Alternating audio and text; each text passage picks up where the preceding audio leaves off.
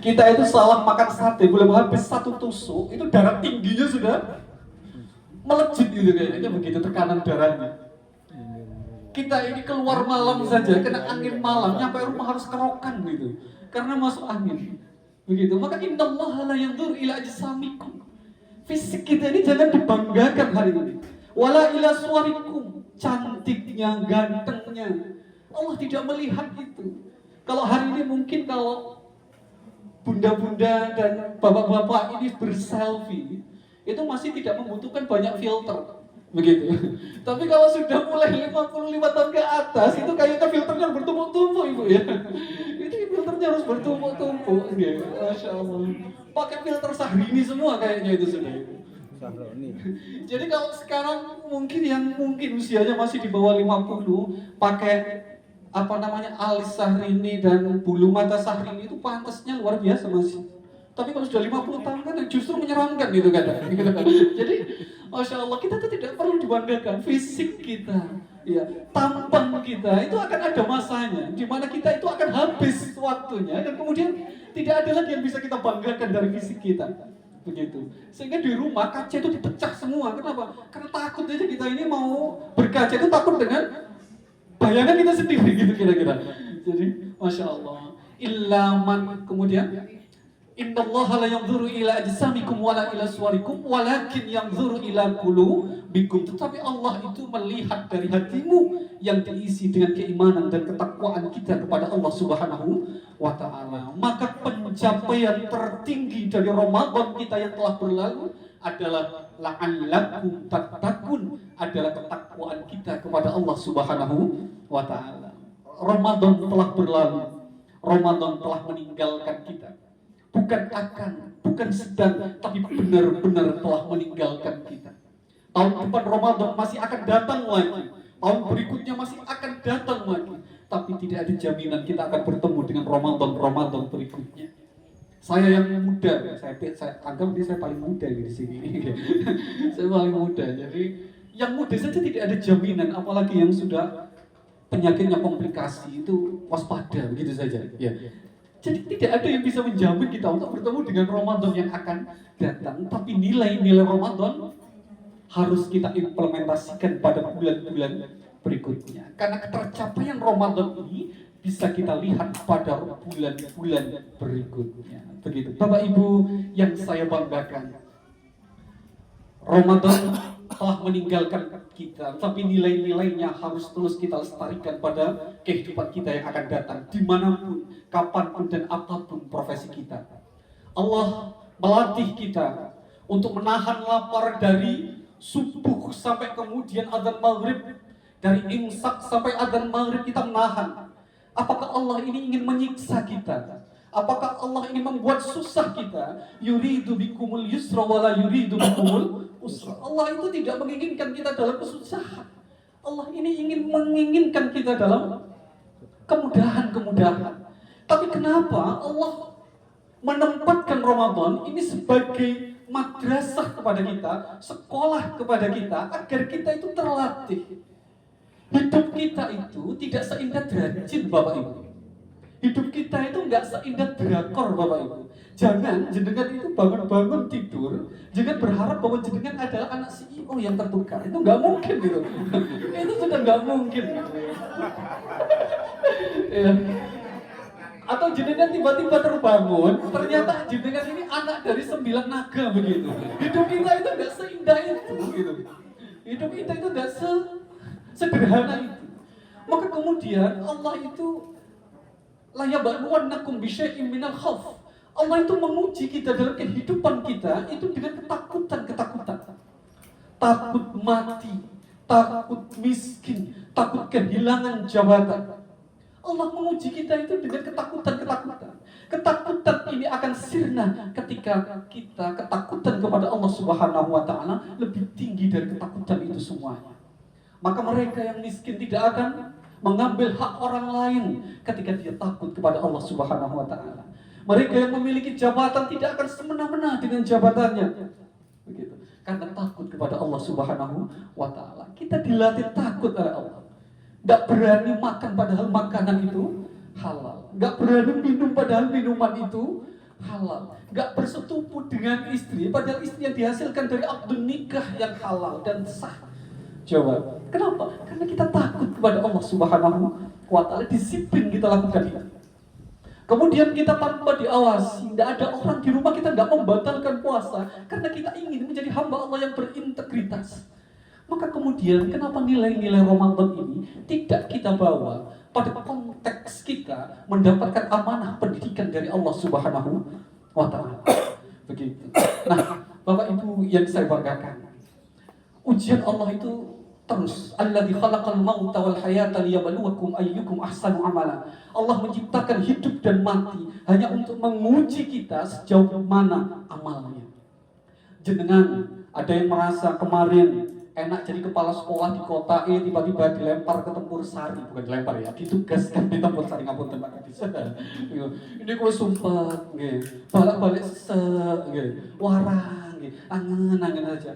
Ada yang awalnya di sekolah, yang sekolahnya cari murid itu nggak susah, sekarang ditempatkan di sekolah cari 3 saja susahnya luar biasa, stres sudah di pojokan itu sudah. Sumpah kok tega begitu ya. Coba kalau kita balik mindsetnya. Hari ini, pendidikan itu adalah amanah Allah Subhanahu wa Ta'ala yang bertanggung jawabnya personal ilahiyah. Tanggung jawabnya personal ilahiyah.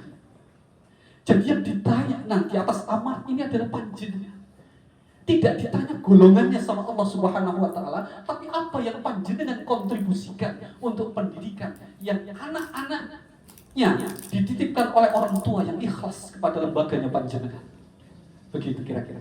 Hari ini kalau lembaganya dapat 3, kata Allah itu pantasnya jenengan dapat 3. Tingkat kepantasan lembaga itu levelnya. Kalau ada lembaga yang hari ini muridnya ratusan, maka tingkat kepantasannya menurut Allah itu 3. Ada kepala sekolah bertanya kepada gurunya, Bu, sekarang dapat berapa? 3. Hadiah. Gitu. Dapat 3 saja hadiah. Coba bagaimana kemudian Allah akan naikkan levelnya? Tapi kalau coba kita balik mindsetnya, dapat berapa muridnya? 3. Alhamdulillah, masih ada orang yang percaya menitipkan ke lembaga kita. Maka pinterkan 3 anak ini. Lebih mudah ngajar 3 anak daripada 30. Maka kalau seperti itu, maka jenengan akan melakukan upgrading yang diturunkan dalam indikator-indikator rasional. Jenengan akan mengoptimalkan potensinya. Kenapa? Karena kita sudah dilatih ujian sama Allah Subhanahu wa Ta'ala, diuji bertubi-tubi. Ya kan kita ini menjadi pribadi yang kuat. Kalau kita sudah kuat, kita paham kemudian dengan bagaimana konsep ujian itu menurut Allah. Ada passwordnya, la yukallifullahu nafsan illa wus'aha. Allah tidak akan menguji hambanya di luar batas kemampuan hambanya. Jadi kan ditempatkan di lembaga kecil, Allah yakin panjenengan mampu mendongkrak kualitas lembaga itu. Begitu. Jadi Allah itu tidak akan pernah salah menempatkan dengan wasilah Bapak Kepala Dinas. Begitu. Jadi kita ini tidak perlu gerundel ketika kita ditempatkan di lembaga yang kecil. Tinggal bagaimana potensinya panjenengan optimalkan. Karena ujian Allah itu pas, tidak lebih dan tidak kurang. Kemarin ada yang teman kita itu yang P3K. Dari gajinya 1 juta lebih, ternyata ketika sudah jadi P3K cuma 700 ya Bapak ya. Cuma 700, jadi kan jawab pas. Jenengan yang kurang bersyukur.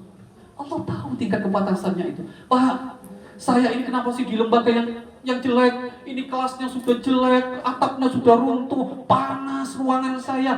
Pas, berat badanmu terlalu berat. Mungkin kalau tempatnya panas, tidakmu sering mengucur, akhirnya lemaknya juga berkurang. Gitu.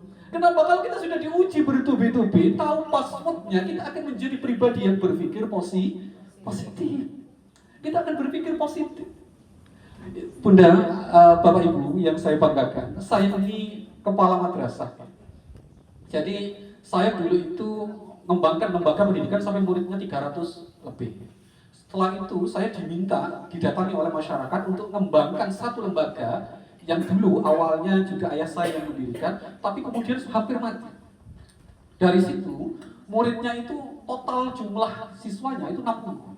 Murid terakhir kelas 1 itu cuma dapat 4 dari 11 yang daftar, yang lain mengundurkan diri. Saya tanya gurunya kenapa? Karena sekolahnya jelek.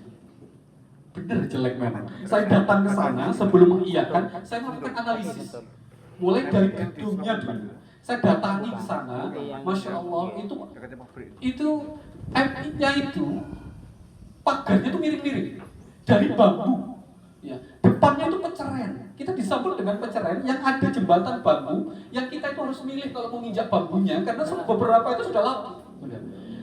Halamannya itu lebih kayak kolam lele kan habis hujan.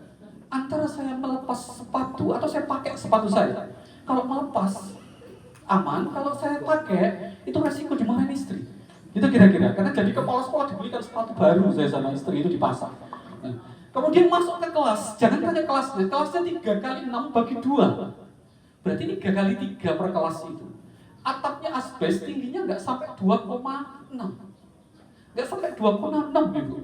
Jadi pintunya 1, jendelanya 1. Bayangkan kalau jam 12 siang itu kayak sauna dadakan gitu. Panasnya luar biasa. Anak-anak tidak berani hidupkan lampu. Guru saya kalau ngajar itu pasti membelakangi pintu, sekali-kali kepalanya dikeluarkan hanya untuk bertahan hidup. Ya, karena panasnya luar biasa. Kemudian parahnya lagi, kalau SD tetangga, SD ini latihan drum band, atraksinya depan MI, coba bayangkan. Mayoretnya naik ke atas bas, anak saya tepuk tangan, gurunya nangis di belakang. Iya, nggak kontak teman begitu. Kemudian saya ajak keluar semua, ayo tepuk tangan bareng-bareng nah, ayo tepuk tangan, bagus penampilannya kepingin, ayo kita mohon kepada Allah, kita sholat duha, kita berdoa kepada Allah, mudah-mudahan Allah memberikan rahmat kepada kita. Saya kemudian sampaikan kepada guru, mulai hari ini kita harus bangga dengan alma maternya. Mulai besok guru laki-laki berdasi. Waduh, ini kontroversi sudah. Waktu itu berdasi guru saya ada yang pakai jaket nyampe kelas baru dilepas karena takut diarani salsi panci. Kok gaya-gaya ngajar di MI kecil banget seperti itu ya, kok dasian bareng gitu. Takut diarani salsi panci pakai jaket dilepas di dalam kelas. Kita ketemu orang tuanya, saya pakai SOP, panggilnya bunda dan bapak kepada orang tuanya anak-anak kita, panggil mereka kata-kata apa namanya? Jadi ada SOP-nya, salam bunda sehat, salam assalamualaikum bunda sehat, sambil senyum, masih sumpah kita harus senyum. Gitu aja kalau ada orang tuanya. Dan akhirnya ketika orang tuanya itu nganter kemarinnya itu nggak pakai kerudung, besoknya pakai kerudung. Saya lihat pakai bedak juga biarpun FIFA nomor 4 kira-kira begitu. Kalau sudah ditabung begitu keluar asapnya batuk dulu, gitu, dioleskan begitu, nggak apa-apa. Tapi artinya ada penghargaan dari lembaga kepada mereka, ada kesungguhan dari kita untuk serius menangani anak-anak yang dititipkan kepada kita. Itu amanah Allah. Begitu. Saya haramkan guru saya door to door, jangan cari murid. Sekarang kita sudah batasi siswa, buka malah posting di media sosial, pagi sudah penuh 60 siswa. Begitu, kita tolak beberapa tahun sudah menolak siswa karena fisiknya, kelasnya tidak terpenuhi. Kenapa? Karena ada kesungguhan di dalamnya, ada guru yang all out. Kalau sudah kita tangguh menghadapi ujian, kemudian kita tahu bagaimana passwordnya dan mengatasi ujian itu, dan kemudian menjadi pribadi yang berpikir positif, maka kita akan mengoptimalkan potensinya 100%. Begitu kira-kira Bapak Ibu. Maka ini nilai Ramadan harus terejawantah dalam kehidupan kita, dalam konteks pendidikan yang hari ini diamanahkan Allah. Begitu. Kalau saya minum kopi, airnya tidak mendidih 1 derajat Celcius, kembung perut saya. Jangan-jangan panjenengan ini tidak pernah sadar bahwa panjenengan atau guru-guru panjenengan yang berkontribusi besar menurunkan kualitas lembaga panjenengan, dan bahayanya mereka tidak pernah sadar itu. Begitu. Jadi ayo kita hari ini evaluasi menyeluruh, dan ini adalah pondasi yang harus kokoh dulu. Kalau kita menjadi guru belum paham pondasinya di mana, yang penting ulang, sertifikasinya yang penting lancar, gaji yang penting rutin, bahaya. Kasihan anak-anak yang diamanahkan Allah kepada kita. Begitu. Sebaik-baik guru itu adalah baginda Nabi Muhammad SAW. Kelas pertamanya beralaskan pasir, berdinding pelepah kurma. Tapi kenapa dari kelas yang sederhana itu Rasulullah bisa melahirkan pemimpin-pemimpin kelas dunia? Kenapa dari kelas yang sederhana itu Rasulullah bisa melahirkan duta-duta yang mampu berjejaring dengan negeri-negeri yang lain? Coba bayangkan. Dari kelas yang sederhana, belum ada IFP, Bapak. Nah, kan sekarang ada FP ya, touchscreen itu ya. FP apa Bapak? Saya ngapunten, saya nggak paham juga namanya itu karena madrasah belum dapat itu. Madrasah belum, kenapa? Belum Bapak. Ya, kasihan banget gitu madrasah gitu ya. Nah, saya tanya kepala kemenang, belum dianggarkan ya sudah, ya nggak apa-apa. Ya sudah ya begitu. Jadi makanya saya tadi tidak boleh naik sama Kak Burhan karena sepertinya ada rahasia negara yang saya tidak boleh dengar.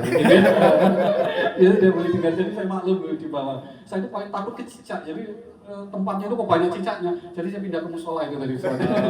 Iya gitu. Jadi begitu Bunda. Allah itu, kenapa Rasulullah sukses begitu? Karena yang pertama, sifat Rasulullah itu laqad kana lakum fi Rasulillahi uswatun hasanah.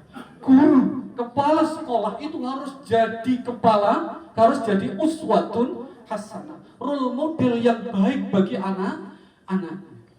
Guru tidak boleh hanya baik di sekolah, kepala sekolah nggak boleh hanya baik di hadapan guru-gurunya, tapi juga baik di lingkungan. Jangan-jangan panjenengan nggak tahu ketua RT-nya di SMP-nya panjenengan itu siapa. Kira-kira mungkin ada yang malas untuk keliling ke tetangganya itu. Jangan-jangan nggak tahu gitu itu siapa ketua RT-nya. Jangan-jangan kita nggak tahu siapa tokoh-tokoh di sekitar sekolah kita itu, kita nggak paham itu. Oke, ya udah datang aja, bayaran gaji murid didik orang akeh, bayaranku wancet gitu ya. Ya kalau mindsetnya begitu, aduh, pendidikan ini tidak akan pernah berhasil. Apalagi anggaran pendidikan hari ini belum berpihak kepada kita. Mungkin apa bodoh? Pendidikan belum jadi prioritas. Nah maka yang dituntut baik itu adalah gurunya. Guru ini adalah fondasinya. Kalau jenengan kemudian tidak pernah menyadari itu, maka ila yaumil qiyamah pendidikan kita begini-begini saja. Begitu. Ila yaumil qiyamah. Ya saya ini sama dengan panjenengan, jenengan PNS, saya non PNS sama sebenarnya, kita ngajarnya bedanya cuma digaji. Gitu. Kalau gaji saya itu pakai yen, jenengan pakai rupiah gitu. Yang ono bayaran kepala sekolahnya enggak ono ya prei dhisik gitu, sing penting gurune itu terjadi hari ini Bapak. Tapi apakah kemudian itu tidak menjadi bagian dari komitmen kita sebagai bagian dari penghambaan kita kepada Allah Subhanahu wa taala? Rasulullah yang pertama uswah. Jadi kalau jenengan tidak jadi uswah, jangan panjenengan maksakan diri masang banner dikasih fotonya panjenengan. Yang tonggone, kalau tonggone meninggal saja tidak gelem nyelawat, tambah dipajang fotonya, tambah tidak ada orang noro, kira-kira begitu. Maka kepala sekolah, guru-guru kita harus baik di hadapan anak-anak, tapi juga baik di lingkungannya. Begitu. Maka ayo kita sama-sama memotivasi kita untuk pendidikan itu sama, tanggung jawabnya ilahiyah. Maka tidak ada persaingan antar lembaga, itu nggak ada. Persaingan kita hanya dengan sisa usia.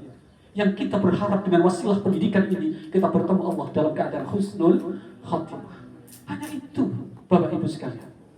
Rasulullah yang kedua, sifat Rasulullah itu laqad ja'akum rasulun min anfusikum. Rasulullah itu ngajar dengan keakraban yang luar biasa. Rasulullah itu kalau ngajar kepada sahabatnya tidak membedakan bahwa beliau ini orang yang maksum. Orang pertama di sisi Allah Subhanahu wa taala, mendapatkan privilege dari Allah Subhanahu wa taala. Enggak. Beliau itu mengajar dengan keakraban. Anak yang satu dengan anak yang lain sama. Dia sama-sama seperti anak saya. Rasulullah itu begitu. Sehingga Masya Allah akan terjadi interaksi yang sehat. Anak yang diajar dengan keakraban akan lebih mudah menyerap pembelajaran daripada kita ini yang hanya formalitas. Begitu. Metodologi dan lain sebagainya nomor sekian, tapi keakraban ini utama. Jadi mereka harus merasa dulu bahwa anak-anak yang dititipkan ini adalah anak-anak Allah yang saya harus pertanggungjawabkan kelak. Begitu. Ini pondasinya. Kalau pondasinya lemah, program apapun runtuh, Bapak Ibu. Jadi kan bikin program bagus, mulu-mulu. Dari dinas pendidikan ngasih program yang bagus, tapi gurunya nggak siap, runtuh program itu. Nggak akan pernah berhasil. Laqad ja'akum rasulun min anfusikum. Yang kedua, Rasulullah itu azizun alaihi ma anittum. Rasulullah itu mengajar dengan empati. Jadi merasakan apa yang dirasakan oleh sahabat. Kalau Rasulullah itu ngimami sholat, kemudian ada sahabat yang terbiasa jamaah kemudian ditolak sama Rasulullah, nggak ada. Beliau pasti tanya kepada sahabat yang lain, kemana si fulan? Kadang guru kita enggak. Tahunya anaknya kalau sudah 1 bulan baru tahu loh. Tiba ada masuk saulan loh. Ya nomor itu kira-kira. Jadi azizun alaihi ma anittum. Jadi mengajar dengan empati. Yang ketiga, harisun alaikum, menginginkan kebaikan kepada anak didiknya. Kalau kita menginginkan kebaikan kepada anak didik, kita akan mengoptimalkan potensinya, melakukan segala cara, mencari strategi yang tepat. Anak kita beragam, ada yang visual, ada yang auditori, ada yang kinestetik. Pasti kita akan kreatif, inovatif untuk kemudian mengimplementasikan strategi dan metodologi pembelajaran yang tepat bagi anak-anak kita. Pasti itu kalau kita menginginkan kebaikan kepada anak kita, menginginkan kesuksesan kepada anak-anak kita. Jangan-jangan guru kita itu belum sampai ke titik itu. Jangan-jangan mereka hanya melihat secara personal saja kepada dirinya. Yang penting saya melaksanakan tugas, saya absennya tepat waktu, kemudian saya mengajar, tapi mereka batinnya nggak pernah sambung kepada anak-anaknya, karena mendidik manusia sejatinya adalah menyambungkan ruh. Begitu. Didik manusia itu bukan sekedar didik mereka secara fisik, tapi mendidik ruhnya. Begitu. Maka berat, Bapak Ibu, pertanggungjawaban kita di dunia pendidikan itu. Maka Pak Patria katanya, Ustaz, saya ini kalau sebetulnya harus milih, saya milih ke dinas pariwisata saja saya ini gitu. Kalau di dinas pendidikan, saya ini sudah jadi definitifnya di pariwisata, tapi masalah paling banyak itu di dinas pendidikan. Itu pada ngobrol kita ya Pak Patria ya. Ya kan memang berat, pertanggungjawabannya luar biasa begitu. Maka yang terakhir adalah Rasulullah itu lil mu'minina raufur rahim, mengajar dengan kasih sayang, menebar energi positif kepada lingkungannya, ekosistemnya penuh cinta, iklim organisasinya sehat, kepala sekolahnya membawa energi positif kepada guru-gurunya, gurunya membawa energi positif kepada lingkungannya. Dan terakhir, yang paling pokok itu Bapak Ibu, jangan hanya sibuk mendidik anaknya, tapi kita lupa didik orang tuanya. Pendidikan kolaboratif itu penting. Jadi kalau saya bilang di madrasah saya itu tagline-nya madrasah surga, maka saya itu harus menyambungkan 3 ruh. Ruh guru, ruh orang tua, dan ruh siswa. Segitiga surga kalau saya katakan. Maka ini tidak boleh terputus. Saya punya kurikulum orang tua itu, parenting kepada orang tua minimal 1 semester 2 kali. Begitu. Sehingga apa? Ada kesinambungan pendidikan antara di lembaga dengan di rumah. Jangan-jangan orang tuanya itu ceng-ceng setiap saat, gampang ngelabrak panjenengan, ya.